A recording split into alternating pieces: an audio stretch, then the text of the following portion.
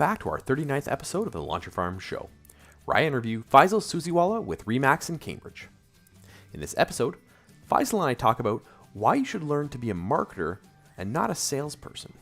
Faisal shares how he started with a small farm of 1,000 homes and then scaled up slowly. And then as he grew, he continually added different marketing methods into his farm. And then we share what you can do to add value to your community while getting your name out there at the same time.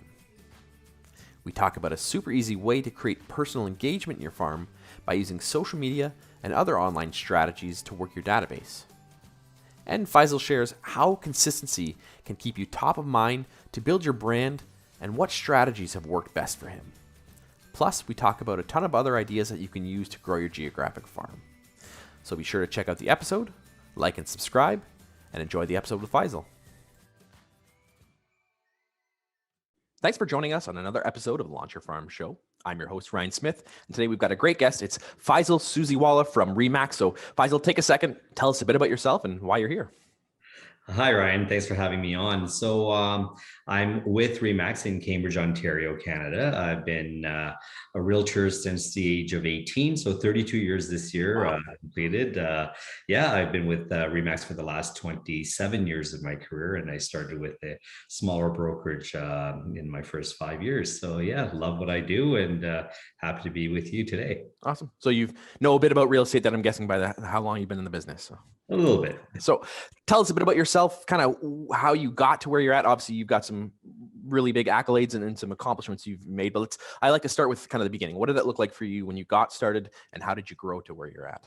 So I accidentally got into the business because I had no idea what I was doing. I was 17 years old, watching an infomercial on television, and saw a really wealthy Asian immigrant sitting on the back of a yacht, enjoying his wealth from real estate. I'm like, I want to be that guy. So let me learn. So I take a college community course, which was 6 weeks at a time. It was Introduction to Real Estate, and led to licensing. I was 18 years old by then. And in November of '88, while I was still in high school, I went down and asked a franchise if they would hire me. They said, "You look like you're 12 years old.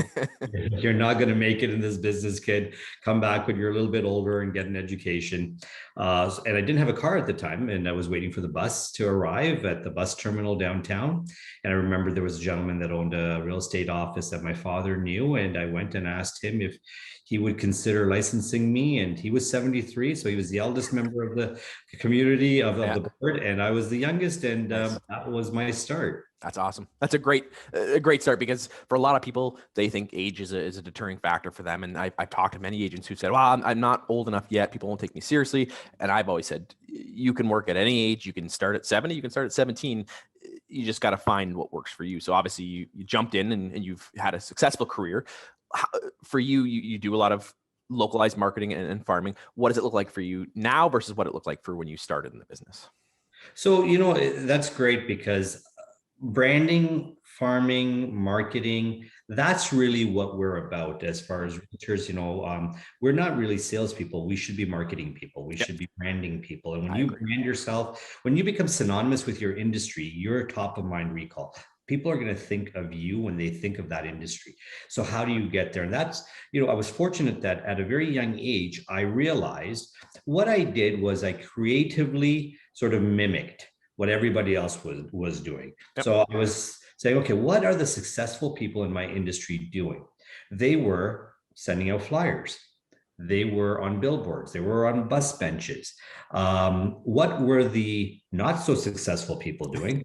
They were door knocking, and they were cold calling, and they were burning out, and they would be in the office day after day, just exhausted and hated life. And I'm like, okay, I don't want to be those people. I want to be the people that are getting passive sort of marketing out there and getting calls as a result of building a brand. And I didn't even know what marketing was or building a brand was. I was 18 years old. I had no formal education in that. But I started copying what those people were doing. And I did it on a very small scale. Yep. So I picked my neighborhood where I lived, and I hand delivered 1,000 flyers every 3 weeks. And then I increased that to 2,000 and 5,000. And then my legs got tired. And then I got Canada Post to do it for me. But slow, what I did was I just started very slowly and I kept expanding Yeah.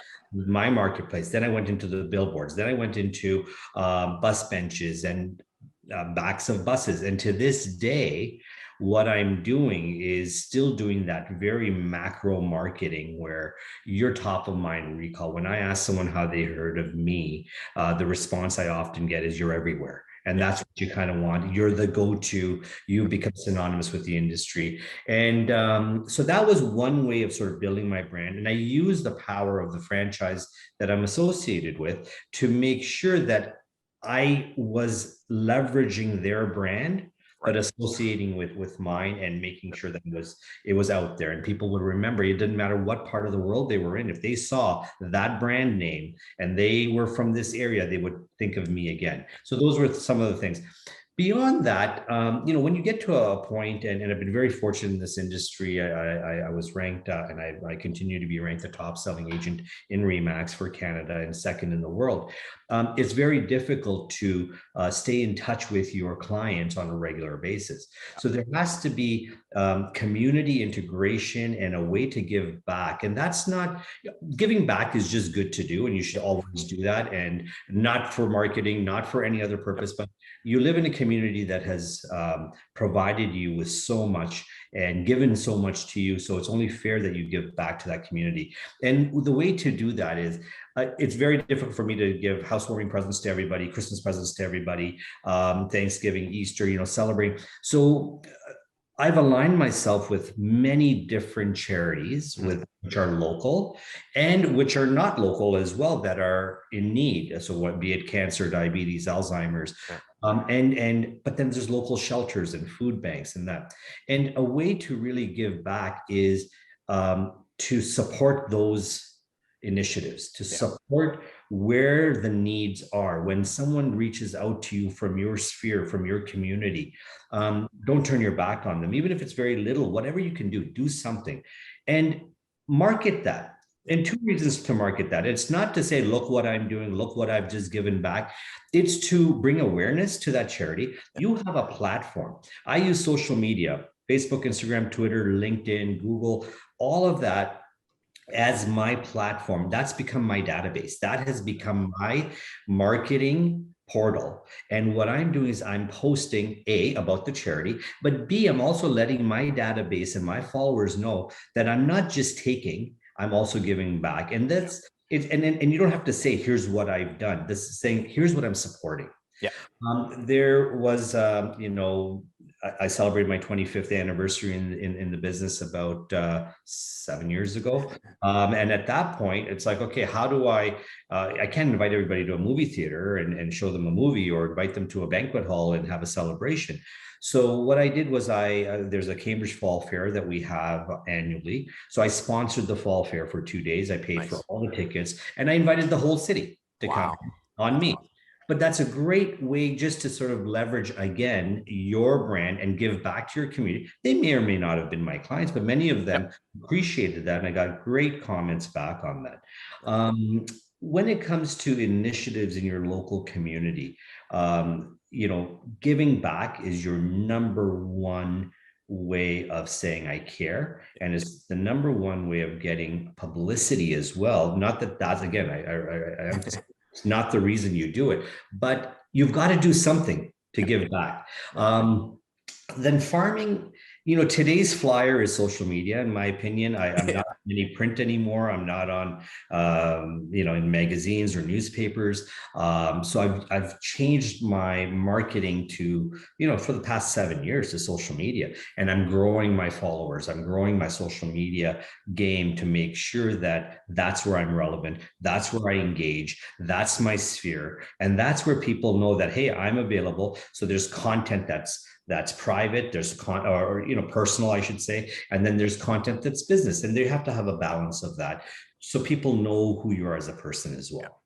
So there's a ton of stuff in there that I want to break down because you basically laid out one of the things that I preach. So I have a method I call the SCOPE method, and it's how to have a balance in your business, and it's self promotion, community, online, prospecting, and education. And you basically embrace that whole entire thing and really built that in through my own research, through my own interviews, through my own experience, my own business. The agents who succeed the most are the ones who put the community first. And obviously you've done that. And then that's a big part of what you do. It's like you said, you're doing it because you care, not just because you want to get business out of it. That's a byproduct. But I want to go back before we get to that part is the key is you scaled up. And that's the thing that mistake that a lot of agents make is they look at everyone and saying, oh, so-and-so is doing this, they're doing this. And they try to emulate at that level.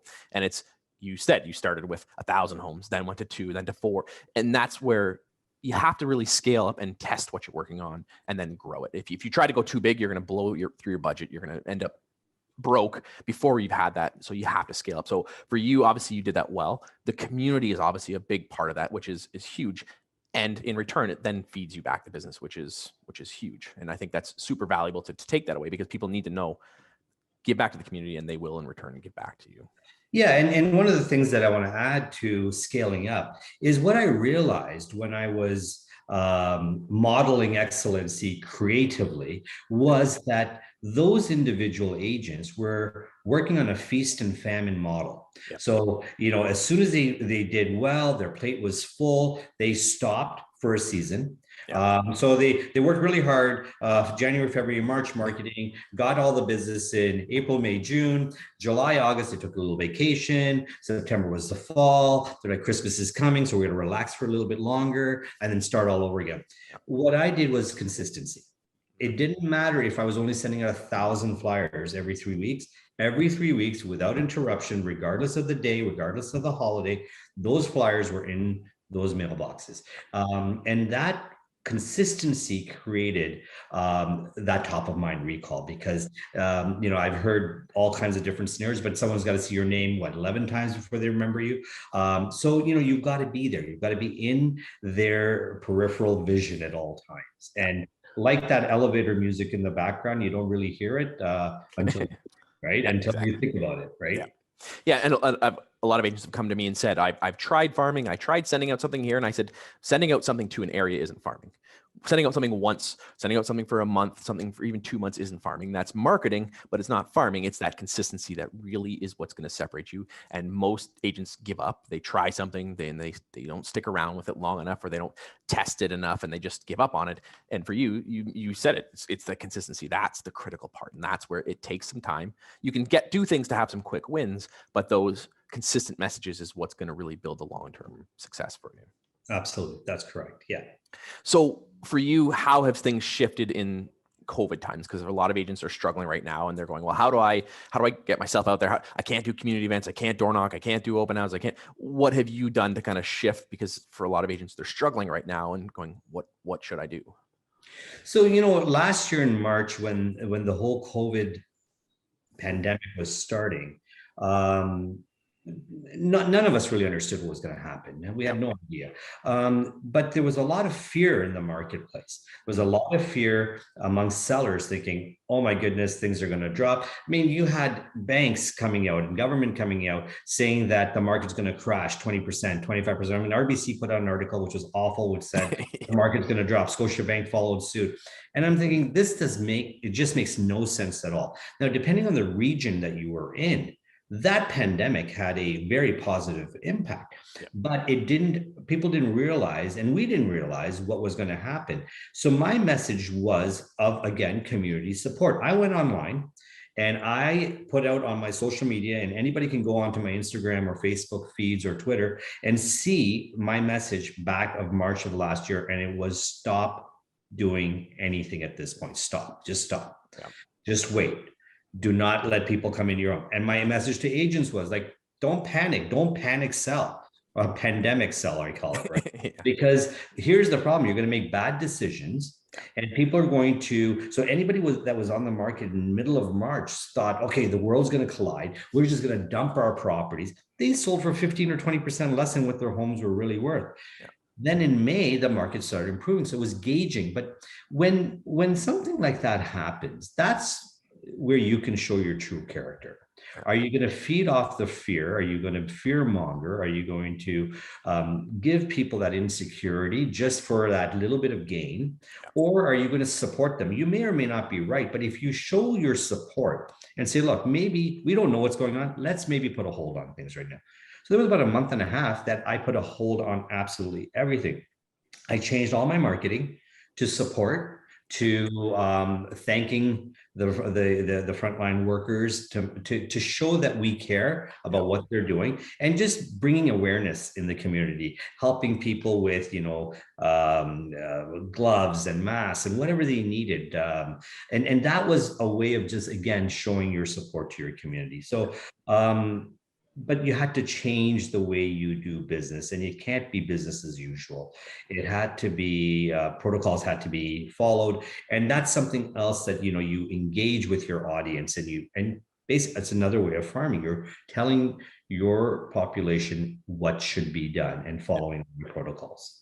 Yeah, I've said COVID has really created opportunities that we've never had before, and not in a taking advantage of a situation. In that we have an opportunity to really have a voice and position ourselves rather than that sleazy salesman that some people seem to think some agents are. To really elevate our expertise, to elevate our status in the community, and especially from a farming perspective, you can give back to that community. You can make an impact. One of the things that I suggest for a lot of my coaching clients is that focusing on those local businesses, because we have an opportunity to really help give them a voice.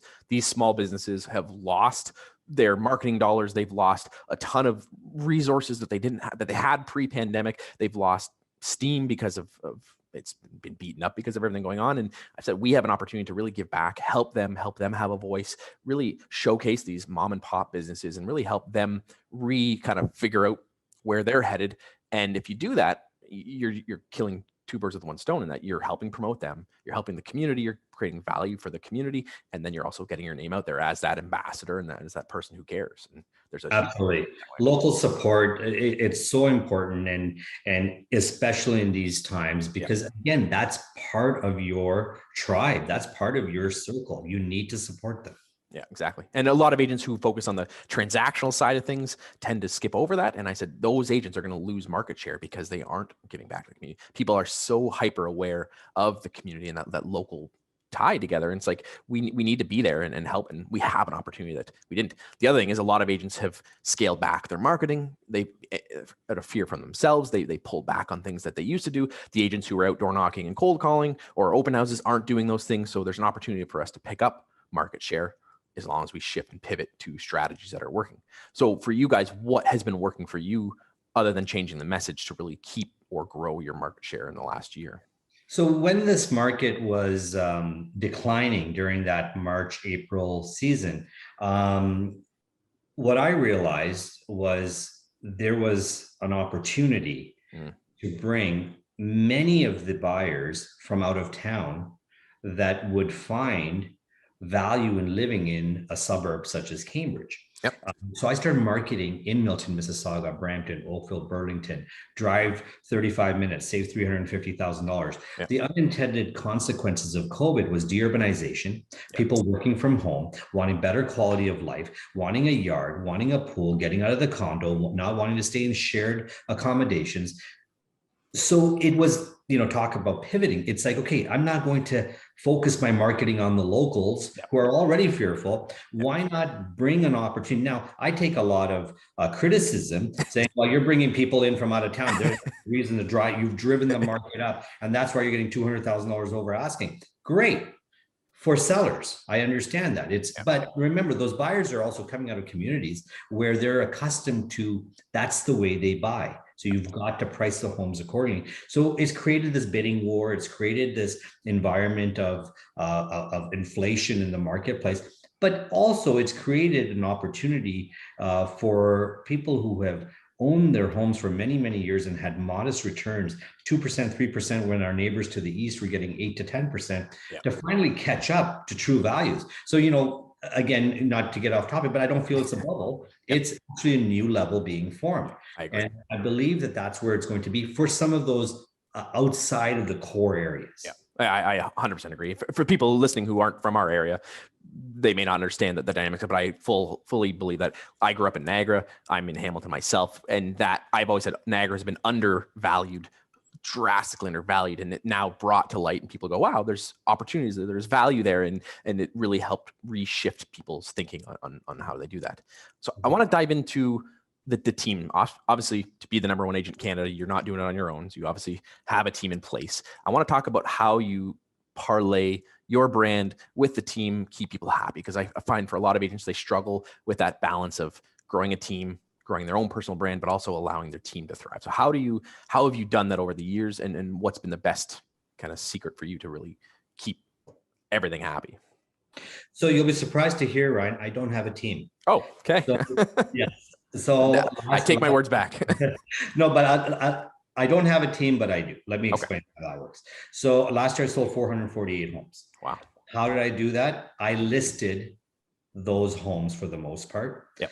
I refer buyers, but I work my own listings. So every listing I attend, I sit down with the seller, I negotiate the offer. My 3 assistants who are not licensed are the ones that do the feedback, follow-up, marketing, all of that to keep me in line. Anytime someone is looking to purchase, I refer those, just as if I was referring, if somebody's looking for a home in Hamilton, I'm going to call Ryan and say, Ryan, here's somebody, give me a referral fee if it works out. Yep. With the team environment is very different because, in my opinion, it's not very sustainable because you can't keep team members happy all the time. That's why I was asking, because it's tricky balance. It's impossible. And this is why I've never had a team. You're constantly taking from the team any of their efforts on what they've procured on their own. And that sometimes leads to animosity and unhappiness, and all of that. So my concept is very simple. You only pay me on what I give you. I'm a lead generator. That's what I am. My role is to generate leads for you. They may come from my listings. They may come from my postings. They may come from my branding or my advertising. Yep. But I will never take anything that you've done on your own. Right. And my basic platform allows that agent to thrive because they can use the funds that they're earning as a result of the leads that I'm generating for them to market themselves. They can have billboards and buses and benches, and they're not in someone's shadow. Whereas in a team environment, the team leader gets all the credit, and the poor hardworking team member is, 5 years later, they're like advertising, and the clients are asking, well, are you new in the business? Like, I've never seen you before. Yeah. Which comes down to farming and branding.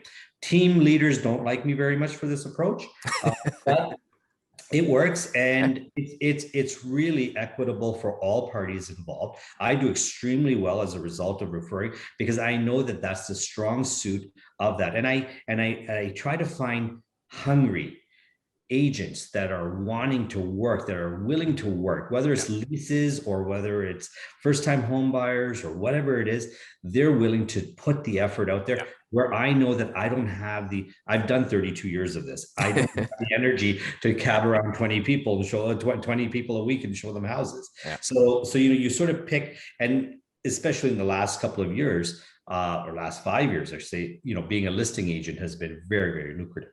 Yes. So that's perfect. And that segues into the next question is, by focusing on listings, what strategy are you doing to do that? Because for a lot of agents, that's where they struggle. They can do buyer leads. It's easy to run some online ads and get some buyer leads. How are you capitalizing so well on listings? Because for a lot of agents, that's one of their biggest struggles, is to get those listings. What are you doing differently, or what are you doing that's worked for you, that's actually helped you get those listings specifically? Well, the first 10 years that I was in this business, I rarely had a listing. Okay. So it's time, guys. There's no secret to getting listings. It's time. It's time, it's effort, it's energy, it's communication, it's marketing, it's branding, it's farming. Yes, I was out there pounding the pavement from day one trying, but that's 10 years of farming and 10 years of branding that got me to a point where I've never had to pick up the phone and make a cold call or door knock, because that marketing is now. So all those buyers, if you cultivate your buyers and you work with those buyers properly and stay in touch with them over your career, they're going to become sellers. They're going to become advocates. They're going to become evangelists for you. So make sure that you're staying in touch with your clientele and your database. So that's where the listings now, once you get the listings, my claim to fame is I'm selling over asking, I'm selling all, so many homes per week, month, whatever it may be, but I'm marketing it. So call it bragging about it, call it whatever. It doesn't matter what you want to call it. The fact is, I'm not selling it and then going home and celebrating. I'm actually showing the results. Yeah. When you show the results, people want those results. When they see what you've done for their neighbor, they're going to ask you to do the same for them. So don't be shy about sharing your successes, because that's where you're going to get the leverage. Yeah. And it comes back to that consistency you were talking about, is that for a lot of agents, they work hard for a month and then take it easy, and then they get busy over the summer and they slow down. When it comes to listings and leads, you need to learn to leverage those leads into more leads. And one of the things I teach in my boot camp is how to take buyer leads and turn them into seller leads. A lot of agents overlook buyer leads and go, well, they're just buyers, I don't want to look at them. It's like, you can leverage the leads you got, whether they're listings, whether there's buyers, and do correct marketing, really go out there and turn that around to get more business. And that's how you're going to keep expanding. Yes. And to that point, when I send my buyers a lead, that buyer may have a home to sell. Yeah. To incentivize that buyer, to make sure they keep that buyer hot to get us the listing. If that buyer agent gets me the listing or the listing appointment because they're buying another home, they're getting 25% referral on that listing as well. So now they're getting 50% on the buy, they're getting 25% on the sell. So there's so much value that's coming. So it's, again, how exactly to your point, don't just say, well, I'm going to go sell these people a house. Well, what do they have to sell? Where are they coming from? How? Maybe we can just refer it. But there's still so many streams of monetizing your license by just not putting yourself and painting yourself into a little square. Yep. And a lot of agents I find get lazy with their leads, and they set them up on a drip on MLS, and then they just sit back and then hope something happens. Like, you can turn that searching for a home for them into more deals. You can turn that into listings. You can turn your listings into more transactions if you market it correctly and work the system, but it takes time. And a lot of agents aren't willing to do that. And they just want just to sit back and float them. And like you said, it took 10 years of hustle to get to that point where it then starts coming in automatically. So, right. And also that 10 years that I was generating income from those buyers, I was investing heavily back into the market through farming. At the 10-year mark, I was farming 30,000 homes every 3 weeks. Wow. So it's something that, but again, it comes down to, do I want to take, 5% of my income and put it back in, or I'm going to take 20 or 25%. In my earlier years, I was probably up to 20 to 25% of my gross annual income back into marketing. Wow. Now I've been able to reduce it significantly. Yep. In those days, you're investing back in your business. Let's face it, we don't own a store. We don't have to buy inventory. Invest in yourself by marketing. Exactly. One of the things I preach is you should fund your farm with your farm, and you should take money from that, fund it back into it. Just like a real farm is, they grow a plant, that plant gets seeds, they take those seeds and replant that, and you need to do that with their business. And again, where I see a mistake that a lot of agents make is they set aside a budget, they get started, and then things get slow, and then they're mentally thinking, I got to take that out of my personal budget. They got to, I got to take that out of my bank account. My wife's going to kill me. I can't do that. It's like, no. You should be taking off of every single deal, set that aside in a separate account, and they should always be funding it from the farm. Obviously, at the beginning, it's going to take money out of your own pocket, but you should be reinvesting back in your business if you want it to grow, because that's how you scale up. Absolutely. I totally agree with that. So what strategies have you changed from the beginning to now? What have you kept that's worked over the long haul? Because obviously you've been around for a long time. What has stayed and what's shifted for you? So the personal engagement is so important. And that's something that's never changed for me. It's just the way in which we engage has changed. So I am now unable to, make a phone call and say, hey, how's it going? But my engagement is now social media. My database, my entire database has been transferred over time to social media. Yeah. When little Johnny gets his first goal, Faisal's going to send a little message saying, way to go. Now that's engagement right there. Didn't take any of now I personally do that. I don't have a company that does that for me. Postings depends on the advertising. That's done by someone that I have in-house that does my full-time social media work for me. Yep. But any of the comments that are written to me or that are replied to, those I'm doing personally. So I'm staying engaged that way. And it doesn't take that long. I have I think just over 5,000 followers on Instagram. I personally engage with anybody that comments on LinkedIn, on any of those platforms. That's my way of staying engaged, and that's my way of showing people that I'm still part of their sphere. Yeah, exactly. And so the great news is I'm not spending money on postage stamps.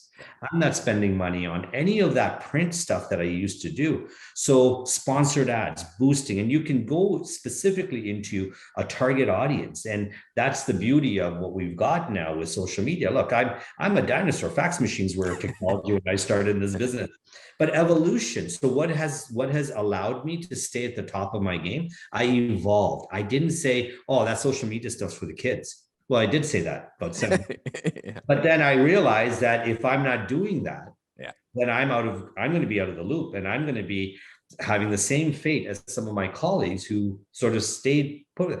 There were people when at 7-year mark, 7 years ago, when I pulled out of the magazines and newspapers, the magazines and newspapers were offering me free pages to say, Wow. Don't pull out, because your sphere will follow the leaders in the industry. So if a leader is pulling out of something, just as I followed the leaders in the industry when they were doing flyers, I did a lot of flyers. Yep. I pulled out, and all of a sudden it's like, okay, well, what's going on? But it's embracing the new technology.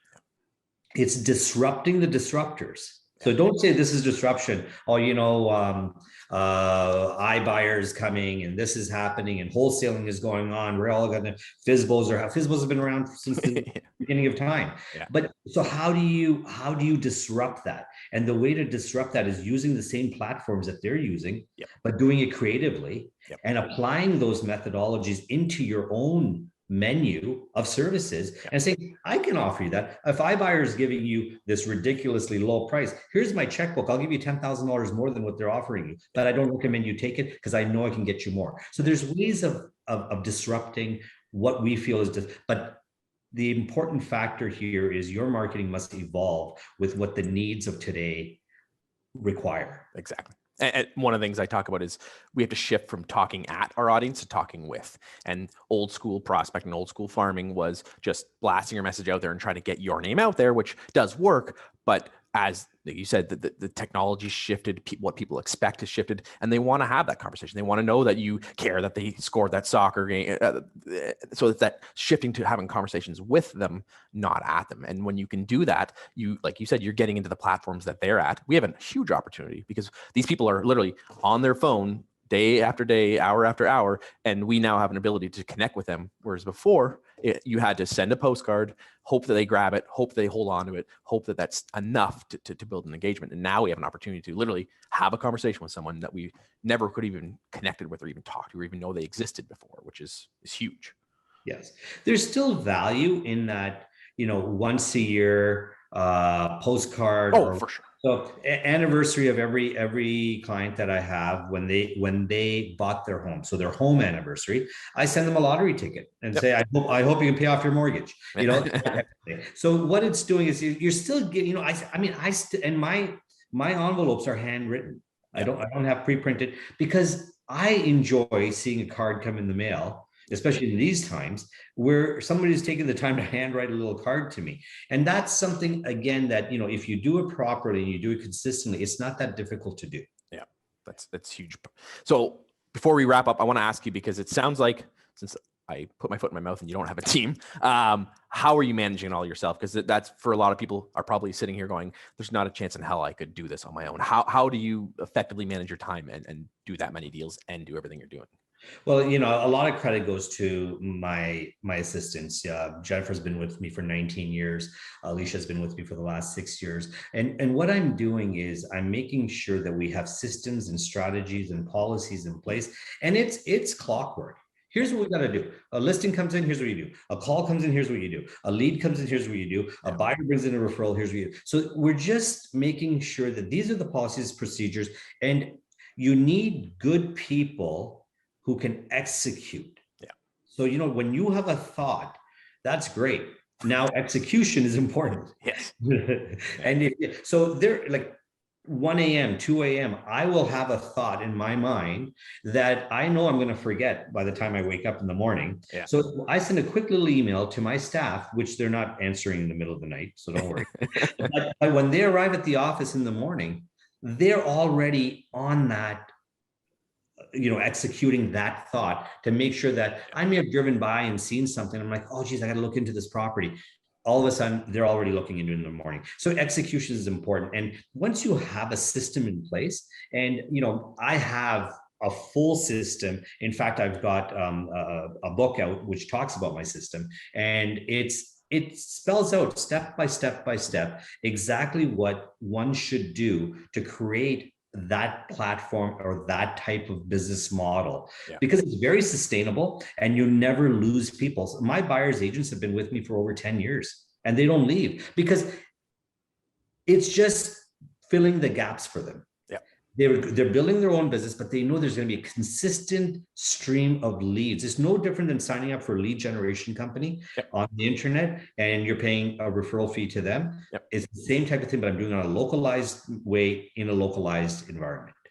Yeah, that systems is super important because it allows you to know what to expect. It allows you to have that same level of customer service. So your clients get the same experience. They get a system in place and you can then not have to worry about it. And I've seen a lot of agents panic and they do one thing for one agent. They promise someone else something else. And then they can't handle the variation between each client experience. And that's where they struggle. And so having that system is huge. And the begrudging comes in when it's like, that was my friend. I just paid my team leader 50% or 25%. Why did I have to do that? Because they're mentoring me.